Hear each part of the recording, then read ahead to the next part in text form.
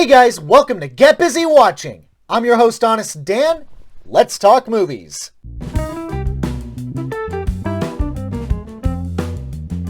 Doing a rapid fire this week, so let's hit it.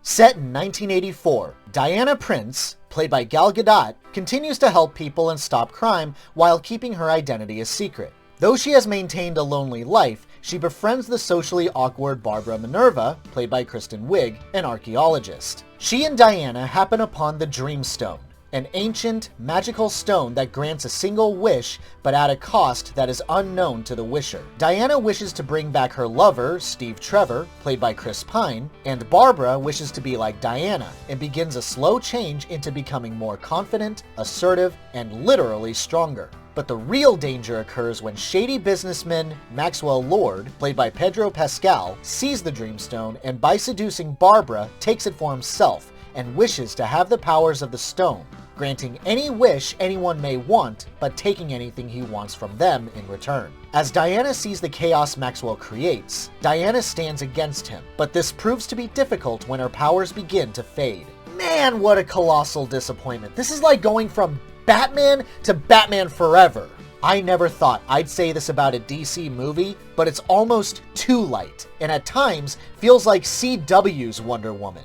How did we go from heavy themes set in World War I, where Wonder Woman's biggest enemy is the god of war, to a fortune cookie lesson of being careful of what you wish for, and a cringy, over-the-top office manager villain who seems more childish than his actual child? While I continue to love Gal Gadot as Wonder Woman, she just doesn't do much Wonder Woman stuff. Almost to the point where I was getting bored. Bored! That's not a word I've been able to use to describe a DC movie in ages. Kristen Wiig is woefully misused as Cheetah, who's only in one scene. If you've seen the trailer, that's pretty much it, and I was hoping for a ton more. But even more infuriating is how she's that cliche of being hot and not knowing it. Bumbling and rambles too much like a bad Melissa McCarthy movie, topped with dropping papers that no one helps pick up. The action is sparse, the themes are underwhelming, and by the end of it, I just feel hollow and like nothing was gained.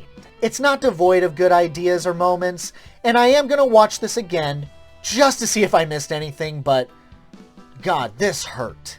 My honest rating for Wonder Woman 1984, a week 3 out of 5. Ruben, played by Riz Ahmed, is a drummer in a metal band with his girlfriend Lou, played by Olivia Cook. Ruben rapidly begins to lose his hearing. He's informed that there's an implant that he can surgically get, but it costs a lot of money. In the meantime, he's left in a group home with other deaf individuals and has to learn how to adjust to his new circumstances. At long last, I finally made the time to see this. Yeah, this is a pretty good movie. I admit I was a wee bit concerned at the start. It felt like it was going to hit the same kind of notes as a movie about drug addictions. Problem starts, spirals out of control, rehab, peaks and valleys in terms of happy and sad moments for an hour, and then the happy or ambiguous ending. While there is certainly a sense of that, the way it's packaged and directed makes it feel fresh and helps it stand out. The frustration Ruben feels when he doesn't understand the sign language going around the dinner table somehow perfectly mimics my own frustration, which carries on for a fair while before he finally finds his footing with communication. While no subtitles ever pop up, I'm grateful for that as we eventually learn to understand what is going on. With minimal audible dialogue, it's mostly acted almost entirely through expressions. Now, I do have to air some grievances that prevent me from loving this as much as I wanted. Ruben's entire motivation is to adapt to his new circumstances and earn enough money for that surgery to get the implant that will give him his hearing back. Without giving too much away, and I'm totally open to admitting that this is misinterpretation, but it seems like this movie is trying to tell the audience that these implants are not good. One character says getting that surgery is a violation of trust. The noise he hears is distorted and not always clear, but it almost feels like it's framed as being a bad thing. I don't know if this is real or not, I'm gonna assume it is, but one would think that getting this implant is a huge step forward in technology. I have to believe that there are those who are deaf who would love to have hearing. I would assume it's a case-by-case situation, but I feel like that's not what's being said here. Overall, I won't be surprised if this gets Oscar noms. But I saw it the one time, I'm happy that I saw it, but that one time is enough for me. My honest rating for The Sound of Metal, a 4 out of 5.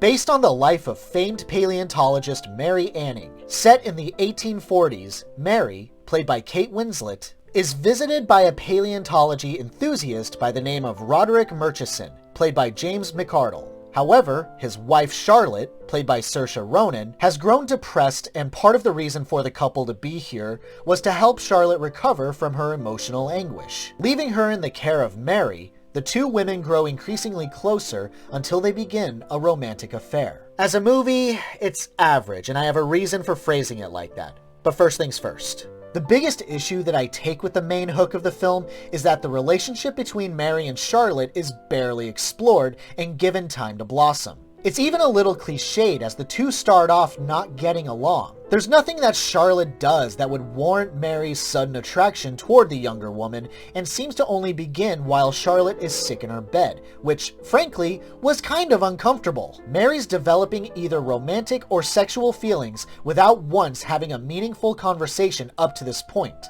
and her hands are practically all over Charlotte as she's bathing her. Mary's feelings for her are random, and the same goes for Charlotte. We knew Mary was uncomfortably developing feelings for her, but Charlotte's feelings for Mary come out of nowhere. Seriously, the events are invited to a small concert, Charlotte socializes with others, leaving Mary alone. Mary gets jealous and goes home to write a love poem. Charlotte rips that poem out of her arms to read it, which should have creeped her out, but instead, they hold hands. Couple scenes later, a sex scene. These two women, as far as the audience cares, know nothing about each other, but almost jump at the opportunity to muff dive. I love both Winslet and Ronan, and they bounce off of each other well enough. But this material is woefully unworthy of their respective talents. What makes this worse, and the reason I say that it's not worth supporting, is the historical inaccuracies. There is no evidence to show that the real Mary and Charlotte were ever lovers.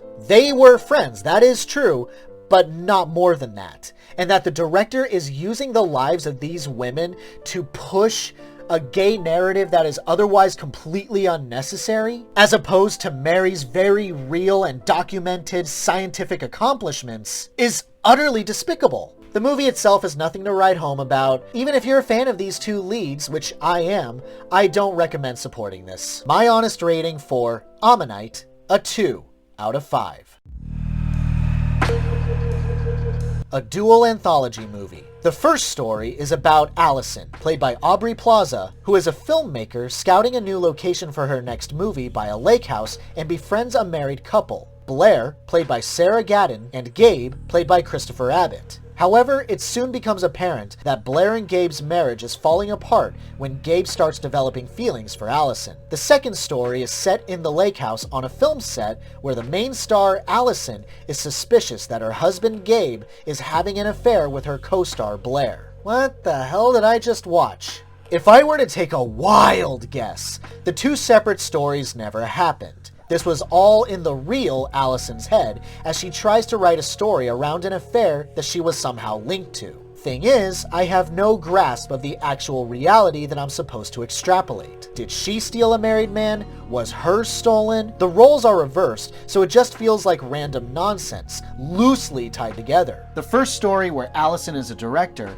all you really get is a build-up to an affair between Gabe, who is that guy who thinks the only reason society is the way it is today is because women were given the right to vote, believes in gender roles, and you have the equally annoying Blair, who is the progressive one in her marriage. You see the problem already? Why is she married to this prick of a guy? It'd be a more frustrating watch if it didn't feel so hilariously pretentious. And the second story is just Aubrey Plaza getting shit-faced drunk and her husband Gabe being an asshole by manipulating her into actual emotions to get the best take possible for their movie, but basically wants to have an affair with Blair. This is the only semi-watchable story, despite a random subplot of Kaya, played by Paula Lazaro, having a serious diarrhea problem. That was pointless as fuck. Unless the real Allison is holding in a gigantic shit as she contemplates her life, suddenly it's all coming together. Overall, not recommended. Nothing really comes together,